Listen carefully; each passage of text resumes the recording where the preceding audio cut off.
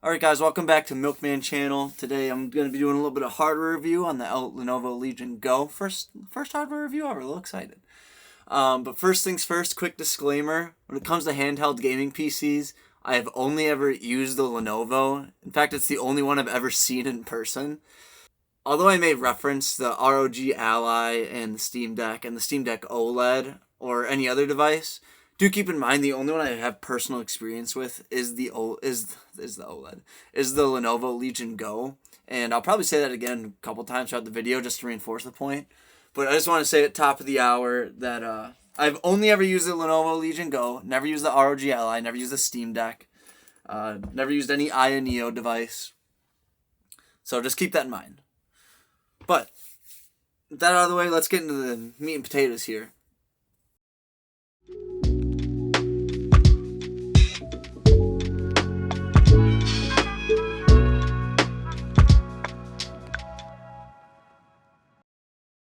So, although it may be 2024 now, 2023 was definitely the year of handheld gaming PC, and I was really like that. Although Aya Neo got a head start on these types of devices in like 2020-ish, they were they weren't super powerful, and they were quite expensive for what they were. But obviously, there was something there to be. There was a room for this type of market of a handheld gaming PC. Valve in particular ran with this idea, and with the release of the Steam Deck in 2022, a Linux-based system that would allow you to take your Steam library on the go. Although it wasn't the most powerful and perfect device around, a lot of complaints about battery life in particular, it was powerful enough to run many games at least playable settings. And with Steam being such a big company in the gaming space, combined with the very reasonable entry-level price of $400, Aya Neo started, I think, at like double that, if I'm not mistaken. The game, it caught on like wildfire, and with the Steam Deck being as popular as it was, of course there's going to be competition and other companies trying to move into this space now. 2023 saw the release of not only a Steam Deck refresh in the form of the Steam Deck OLED, but two fully new devices from two different companies. There's the Asus ROG Ally and the Lenovo Legion Go. These types of devices from the start had my attention. I've never been all on board with portable gaming systems. I never really took portable gaming seriously until this guy came out, the Nintendo Switch, because my whole thing was like, the main issue is that you can't get handheld power, you can't get like dedicated system power onto a handheld. So it's just going to be a compromised experience all around. Until this guy came out, though, that's why I was so hyped for this.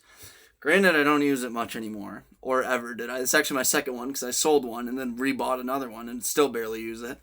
But I thought this was a great idea because it gives you like, obviously this thing's pretty old and underpowered nowadays, but when it was released, it gave you the same experience on the go as it would plugged into your TV. And so to see like that same similar experience come to the PC area, I was stoked. So I decided to take the plunge and get one of my own after much rigorous research between the ROG Ally and the, at the time, like couple day old Lenovo Legion Go. I ended up going with the Go, pun intended. So like I said, I've got this thing. I got this, the Lenovo. I think I ordered it on Best Buy, I think like 2 or 3 days after it came out. And so obviously the information I could find on it at the time before buying it was few and far between. So but after knowing what I did about this thing, knowing what I knew, and comparing it to the ROG Ally, I still decided to take the plunge with this. And I'm definitely glad I did.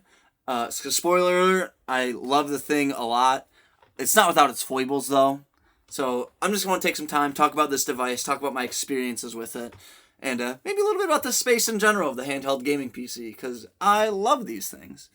But first off, let's get into the specs. The Lenovo Legion Go came out on Halloween Day 2023, The processor in this is a AMD Ryzen Z1 Extreme, same as the ROG Ally, at least the more expensive model, and really the one you should be buying. It's only like $100 difference, I think. At least last I saw, the normal one's on a huge sale on Best Buy. But under normal pricing circumstances, the Extreme is only $100 more, and it's like so much more performance from what I can read. Because like I said, I haven't used it. And it clocks at 3.3 gigahertz. You can either get a 512 gigabyte or a 1 terabyte of storage for this. The 512 gigabyte is $700, which is the one I have. Or you can get a 1 terabyte for $750. This is the only difference between the two price points is the storage. I probably would have gotten the terabyte, but I was very much on the fence about like if I should spend the money or not. But and I probably was gonna, like I said, I was gonna get terabyte, but it just sold out before my eyes on the Best Buy app. So I just got the 512 one, which you can pry these things open and add in more storage whenever you want. And I'm a little, I know, haven't done it, but I like to think I could. I mean, I built my PC, so at least know my way around some computer stuff. It has 16 gigs of RAM, an 8.8-inch 1440p, 144 hertz touchscreen display, and a 49.2 watt-hour battery. It is the biggest screen. It is the best resolution screen. I believe it's the highest refresh rate screen, and the biggest, well, of the released ones, the biggest battery you can get in one of these things. I don't really use it on 1440p, I'll be honest. I put it on 1080p 60 just so I can have the most stable performance I can on that. But on a screen this big, 1080p is plenty. But there's just some stats for you. Now I want to go through some pros as well as why I picked it over the Ally. First off, plenty of power in the device. Obviously, there's no dedicated GPU. It's all onboard processing. Onboard graphics processing, I should say. And it works great. Most of what I've played, what have I played on this? I've done some Power Wash Simulator, Armored Core 6, Lies of P. I've played like probably half that game, if not more, on this thing. And I've just been playing Hot Wheels Unleashed 2 on here as well. No issues across the board. Like I said, I dial the settings back a little bit just to make sure it's like running as smooth as it can. But with having said that, I have Hot Wheels is like a frame. It's like a little bit of stuttering every so often. Other than that, once especially it warms up, it gets the fans going, it runs as smooth as butter. So plenty of power in here, especially if you tweak your settings. Now, I touched on how the Steam Deck got complained about the battery life, and kind of all these devices get criticized for their battery life. But given what they're doing, they're playing like sometimes AAA games on playable settings in the palms of your hand. Of course the battery life's not going to be great. It takes a lot of energy for that to happen. If you want to stretch out the battery life, you can adjust the wattage that this thing is dishing out to the processor. So obviously you'll have to dial back the settings even more than what you normally would, but it will get you more battery life. It's all just what's more important to you. It looking good or you playing for a long time. But like I said, I don't have an issue with the battery life on this thing. It lasts typically like around the hour and a half, maybe a little less, a little more department when I'm playing.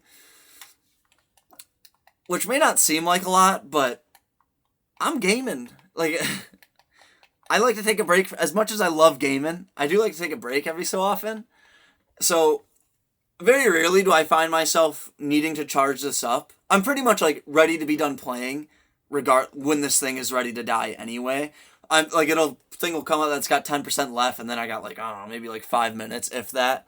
But at that point, I'm pretty much ready to be done anyway. So I'll either just save it, turn it off, or I'll plug it in real quick, watch like something. If I'm in the middle of something, I'll like find a good stopping point and then be done.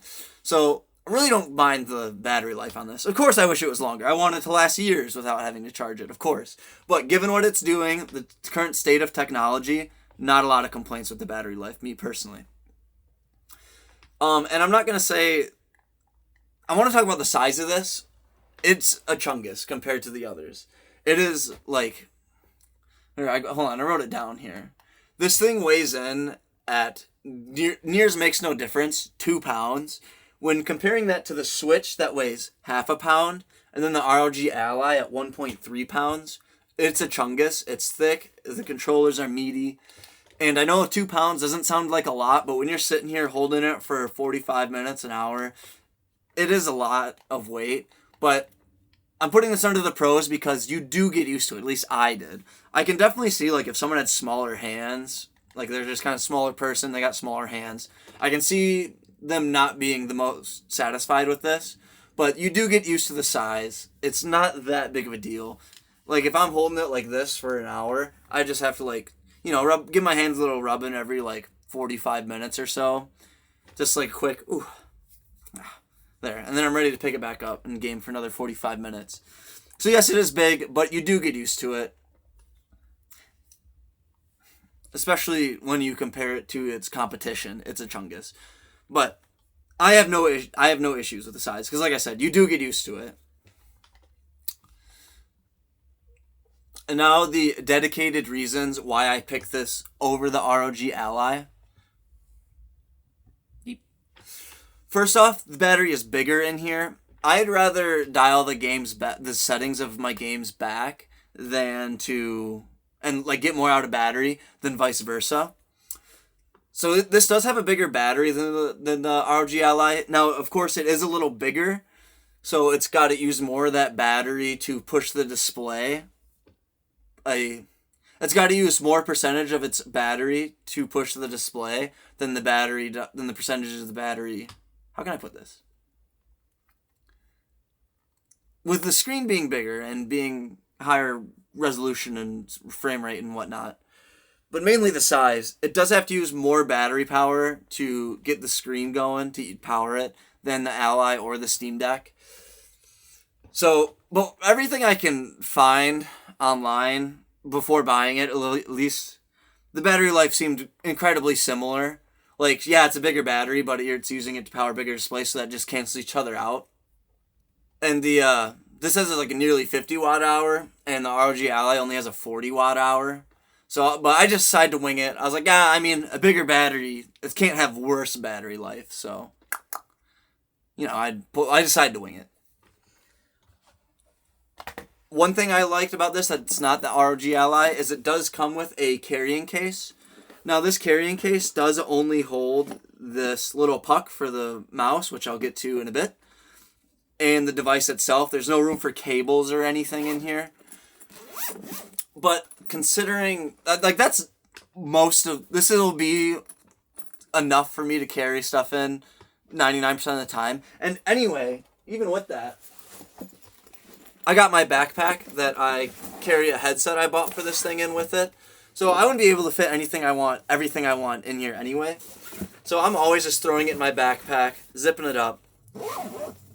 And the case is less of a carrying case for me and more of a protective shell.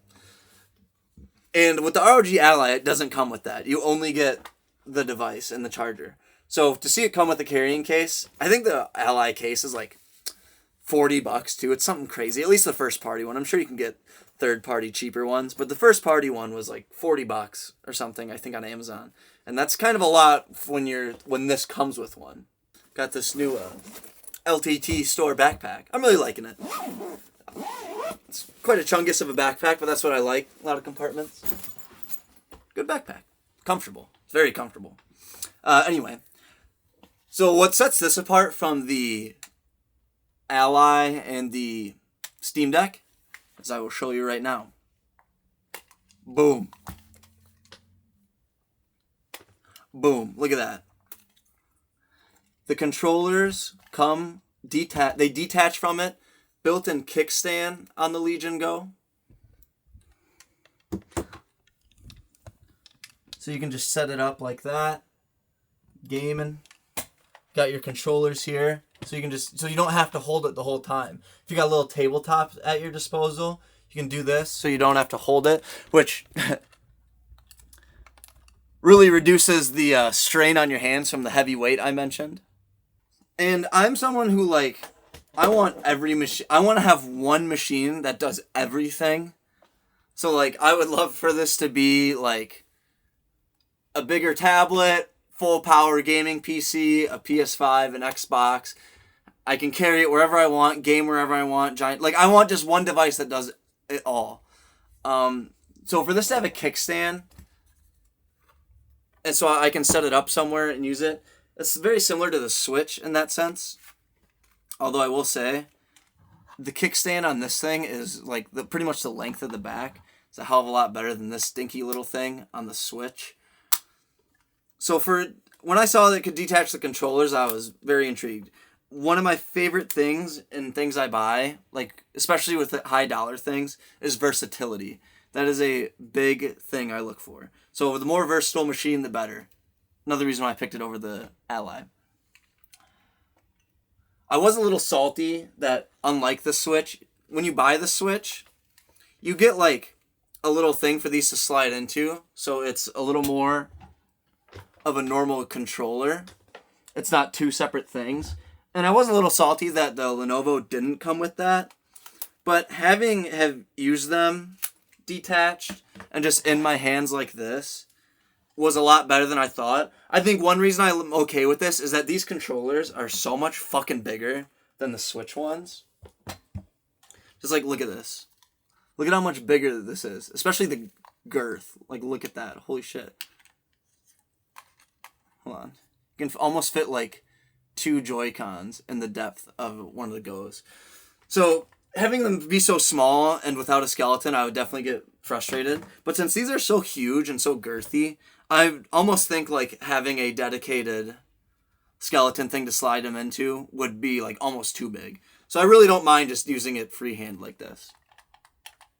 And while I'm talking about the controllers, I'll touch on, I almost forgot, with this case, a little flip here, so you can charge the thing, charge your Go while it's in the case, which I really like. I think that's super cool. Especially since I have cats, I can just plug it in, set it on the floor, charge it. I don't have to worry about my cats messing with the device at all.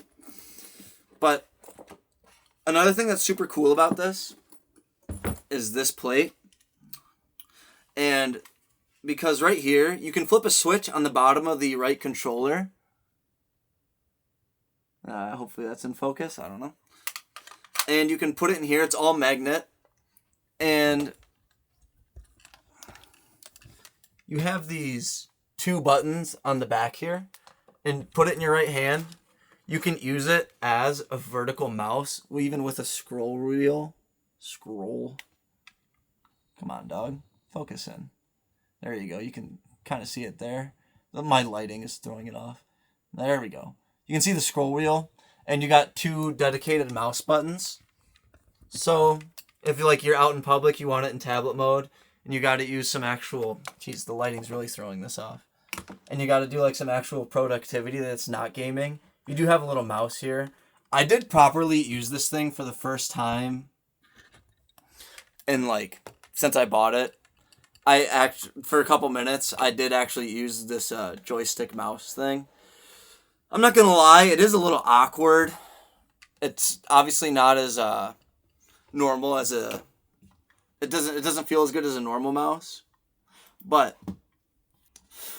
again, I value versatility. So the fact that I can just use this as a mouse in a pinch, I'm not using this as like a laptop by any means. I've only ever used it for gaming, and I think maybe surfing the web once. But even if you don't want to use the touchscreen, you want to use a mouse, you can use it. If you don't want to use a touchscreen and you want a mouse, it is here. Like I said, it is awkward, but the fact that it's got this built in, and that's one less thing I have to carry around in my backpack, it saves me room in my backpack for something else. And again, yeah, it's awkward, but in a pinch, I'm glad it's there when I need it. And you can use this to game too, because it's like FPS mode, but no, don't. If you want to play FPSs, get a normal mouse and maybe even a real dedicated PC. Or something else I'll be talking about later. And lastly, it's got 2 USB 4 port. It's got 2 USB-C ports on it, top and bottom. Which means if you do want this to be your dedicated PC, you can buy an eGPU, an external graphics card enclosure, and slap a graphics card in there, plug it in, and you can use this thing as like a full-fledged PC, especially if you get like another USB-C hub that's got like HDMI into it. You can plug it into monitors. Not that I want to do that, especially since I have my, let's show it off a little bit here. My dedicated desktop PC. So I really have no need to do that, but had this come out earlier and before I built that thing, which this thing I think is maybe like a year and a half old, so it's pretty new.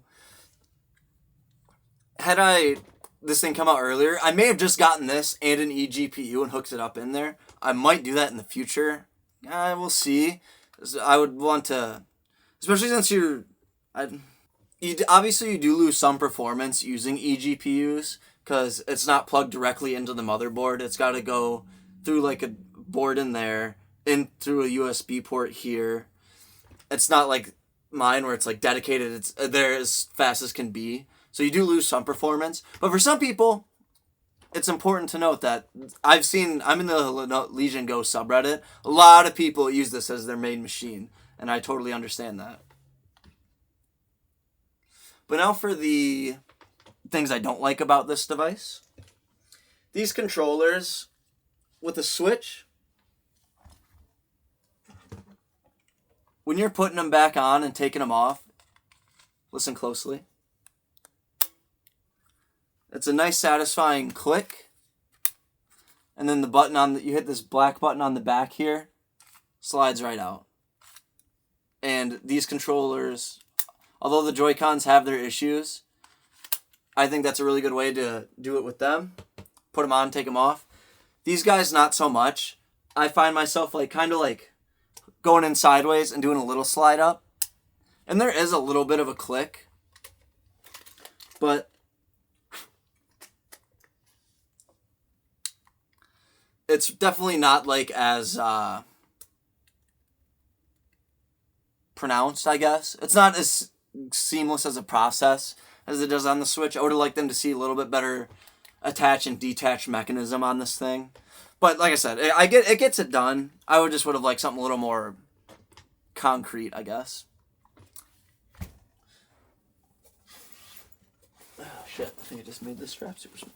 When I first got this device, my main gaming headset, this is like show and tell my whole fucking gaming setup, is my SteelSeries Arctis Nova Pro wireless with the wicked cushion pads and headband. This isn't like a super heavy headset by all means, but it is, especially with the mods, on the heavier side.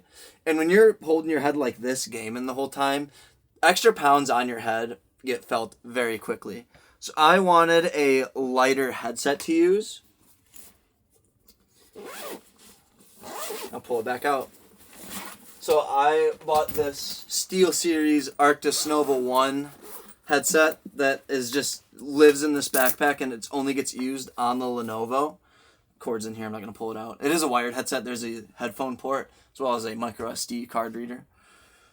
But, so comfortable. For a $60 headset, this thing is quite comfortable.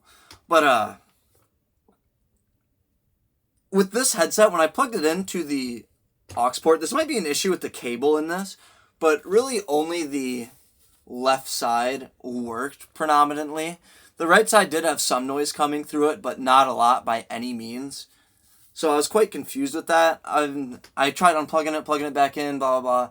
I did just go into the Windows setting and increase the volume of the right side independently, and I evened it out.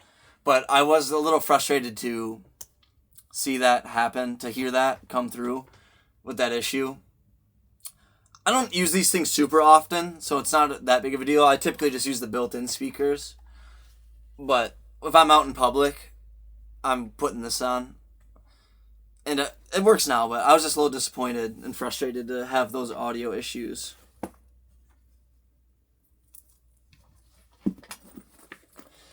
And lastly, this issue seems to be a mango. So, where was I going? Oh, this seems to be a pretty unique problem just for me based on the subreddit and what I was able to find online, is that when I plug this thing in, you'd think you'd get more power.